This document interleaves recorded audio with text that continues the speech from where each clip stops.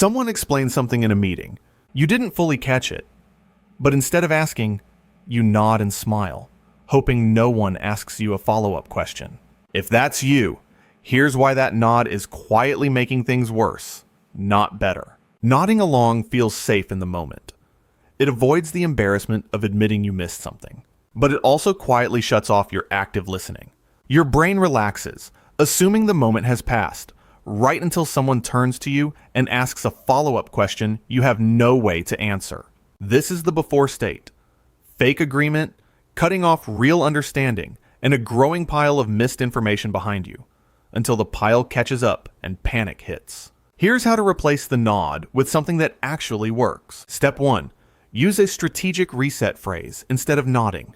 Something like, "Wait, catch me up. What did you mean by that?"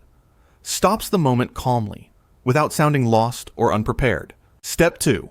Ask early, not late. The moment you notice you've lost the thread, not 5 minutes later, is the easiest, lowest pressure time to pause and reset. Step 3. Treat clarifying questions as a leadership habit, not a weakness.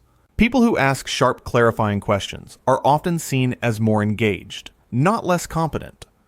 Reframing this one habit changes how the moment feels internally. This is the after. Understanding stays current, moment by moment, instead of quietly falling behind and hoping nobody notices. Try this today. Next time you miss something, pause and say, "Catch me up," instead of nodding along. If this helped, subscribe. Simba Eduzone posts a new English mindset video every week.